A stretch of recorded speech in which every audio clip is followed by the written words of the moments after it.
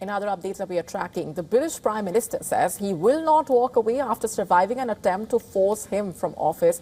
He has been facing calls to resign for embroiling the British government in the Jeffrey Epstein scandal, remember.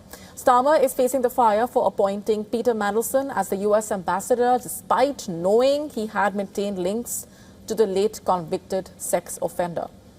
Several cabinet ministers came out in support of the Prime Minister, including his deputy, the Foreign Minister and the Finance Minister.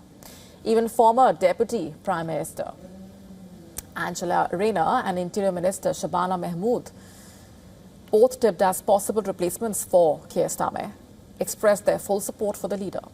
Scotland's Labour leader called for the UK Prime Minister to step down after referring to the Mandelson-Epstein scandal as a, quote, failure of Downing Street. My first priority and my first loyalty is to my country, Scotland.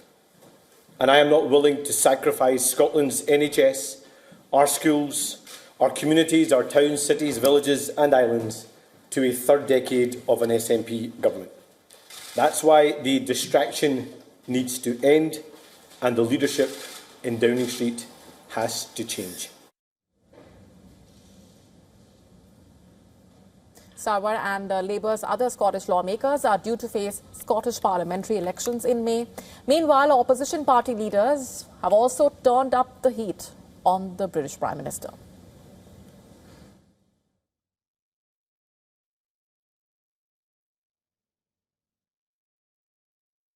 Right now, we have a government that's focusing purely on its own internal psychodrama. Enough of that. It is time for them to get a grip and start governing the country. He won't be there for long. He'll be gone and replaced by somebody undoubtedly far worse. It took the Conservatives 14 years, 14 long years of disaster to get into the mess they did, and this mob have managed it within a space of 18 months. I suppose you've got to admire it, really. In fact, he has lost 2 top aides in 2 days. On Monday, remember, Starmer's communications chief quit just months into the role, and Starmer's chief of staff has resigned on Sunday itself for advising him to appoint Mandelson.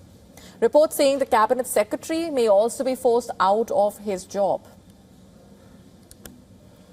Remember, he took up the role only a few days before Mandelson's appointment was formally announced.